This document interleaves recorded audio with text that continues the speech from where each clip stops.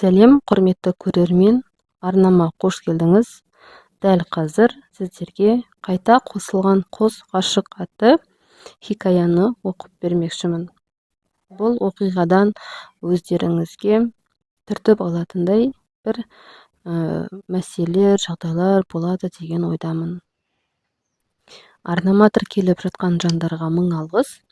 Тіркелмеген болсаңыз, менің еңбегімді бағалап, подписация басып, ұнаса лайк басып, және комментарийға өз пікіріңізді қалдырып кетіңіз. Міндетті түрде оқитын боламын. Қайта қосылған қос ғашық. Сырым кішкентай кезінен мектептегі бұзақылардың бірі.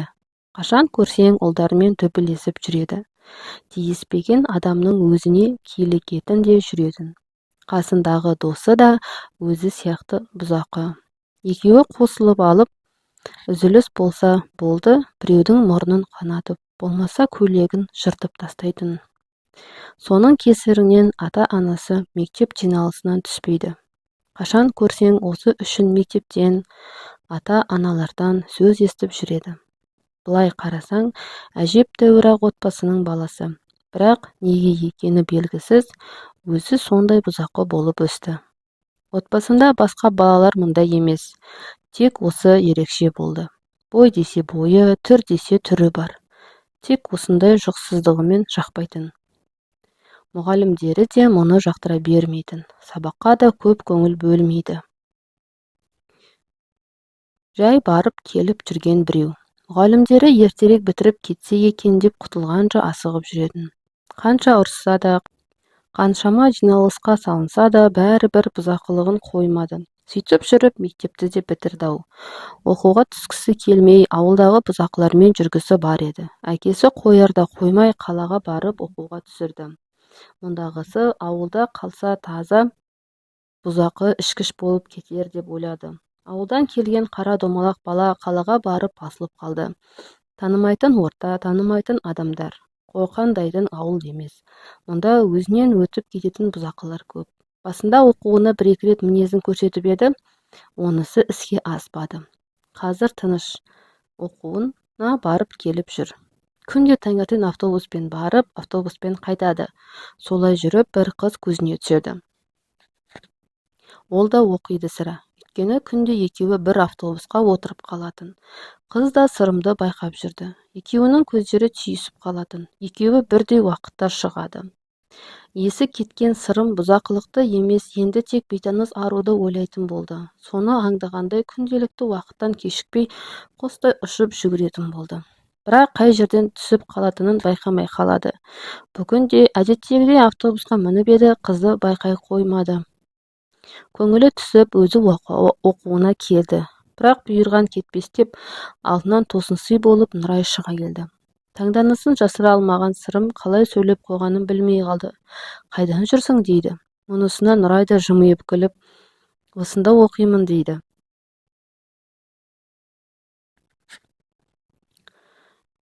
Міне бүгін Нұрай мен Сырымның таныстығы осыдан басталды. Содан бері күнде бірге оқуға келіп кетіп жүреді. Сырымның бақыттан басы айналып жүр, ұнатқан қызын тапқанына.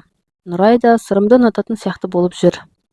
Қалай болғаны белгісіз, күнде бірге жүріп тұрған соң ба, Сырым Нұрайды бір сәт көрмесе тұра алмастай болды. Екеуі күнде уақыттарын бірге өткізеді. Көп күтуге шыдамы таусылып, Сырым сезімін білдіріп, Нұрай қабыл алды. Содан бері екеуі бірге. Екеуі әдемі жұп. Қарасаң көз тойарлықтай. Екеуінің арманы өмір бойы бірге болу еді.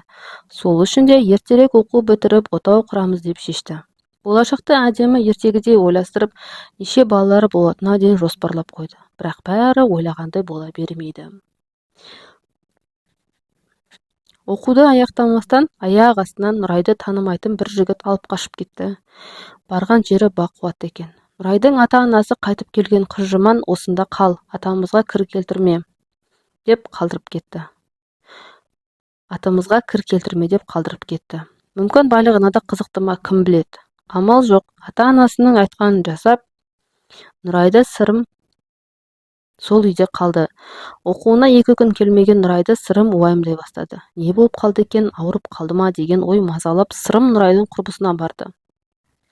Нұрайдың тұрмысқа шыққанын құрбысынан естіп, сырымның төбесіне жай түскенде есеңгіреп қалды. Нұрай неге қалды, мені тастап кеткені ме, менімен жай жүргені ме, не де болса өзінен сұраймын деді. Құрбысынан Нұрайдың жаңа түскен үйінің мекен жайын алып сонда барды. Нұраймен жолықты. Сөйлесіп барлық мән жайды білді. Өзінің еркінсіз қалғанын да білді. Алып кеткісі келді. Нұрайға жалынып, жүр, кеттік, дәл қазір сені алып кетемін. Осы үйден тіке өз үйіме апарамын. Сені тұрмыстан келдің деп бетіңе баспаймын. Бақытты өмір сүреміз. Біздің болашаққа қойған жоспарымыз да орындаймыз деп қанша айтты. Бірақ Нұрай кетпеймін, болды, бәрі кеш деп сонда қалды. Ата-анасын жерге қаратқысы келмеді ме, әлде барған жерінің абыройын ойлады ма, әйтеуір сол жерде қалды. Амалы таусылған сырым ашуға булығып қайта кері қайтты. Нұрайды ойлап сол күні әбден ес білмей ішті. Ішін жегідей жеп, күйік өртеп барады. Шамалы демалып тұрып қайта ішуді бастады. 2-3 күн қатарынан ішіп жатқан сырым масан күйде жолдас баласына хабарласты. Ертерек кел, бір жерге баруымыз керек дейді. Ол да дайын тұрғандай зуылдап келе қалды. Жолдас баласының мәшинесіне мініп алып, бұрынғы мектеп кезде жүрген қыздың үйіне барады. Майра сырымның көп қыздарының бірі. Міне бүгін Нұрайға ерегісіп осында келіп тұр. Тұрақсыз сырым кезінде Майраны тастап кеткен еді. Майра ол уақытта тағы қатты қиналған. Күндіз түні жылаумен күнін өткізген еді. Ұзақ уақыттан кейін есін жиғаны сол еді, міне қайта келіп тұр. Майра сырымды көріп, бұрынғы махаббат жалыны қайта тұтанғандай болып тұр. Бұрынғы тастап кеткеннің бәрі есіне шығып кеткендей. Майраның өзін жақсы көргенін білетін сырым Майраға келіп, бүгін мен үйленемін. Мені ұнатсың жүр дейді. Бұдан кейін келмеймін, барамын десең дәл қазір үйленеміз дейді. Майра да сырымды қазір қандай жағдаймен келіп тұрғаннан бейхабар. Алдына келіп тұрған соң жоқ демеді. Не де болса қатесін түсініп алдыма келіп тұр. Мүмкін бақытты болып кетермін деген оймен сырыммен еріп кете берді. Аяқ астынан сырым да үйіне келін апарып, дайындықсыз үйленіп алды. Майраға дым сезімі жоқ, қарамайды да. Мас күйде үйленіп алып, енді сол ісіне өкініп жүр. Күндіз түні тек Нұрайды ойлаумен жүр. Күнде Нұрайдың құрбысына хабарласып, бір жағдайын біліп тұрады. Күндер өтті, артынан айлар өтті. Тағдырдың жазғаны ма, бір күні Нұрайдың ажырасқанын құрбысынан білді. Жолдасымен дәм-тұзы жараспай ажырап кетіпті. Бұл жаңалықты естігенде төбесі көкке жеткендей қуанды. Нұрайға жете алмай жүрген сырым өзіне үлкен сый берілгендей болды. Енді тек Майрадан құтылып, қайта Нұраймен қосылуды армандады, жоспарлады. Майраға еш жан ашымады. Майраға өзінің жаман мінездерін көрсете бастады. Ұрды, соқты, болмайтын жерден кір іздеп отырды. Майраны кекетіп, төмен түсіріп отыратын болды. Осының бәріне шыдап Майра да жүре берді. Кететін ойында да жоқ. Бұлай кетпейтінін біліп, сырым досымен ақылдасып жоспар құрды. Кешкісін ойда жоқта отырыс ұйымдастырып жіберді. Барлығы келіншектермен баратын болып шешті. Сырым да Майраны ертіп апарды. Көбіне Майраны ертпейтін, бүгін ерекше қуанып отыр, жолдасымен бір отырысқа келгеніне. Бәрі көңілді ән айтып отыр. Бір кезде би басталып еді, барлығы бір-бірінің келіншектерін биге шақырды.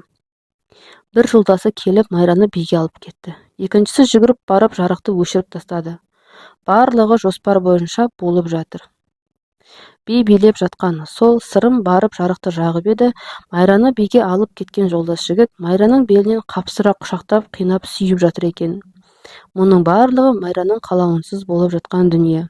Барлығы тек жоспар.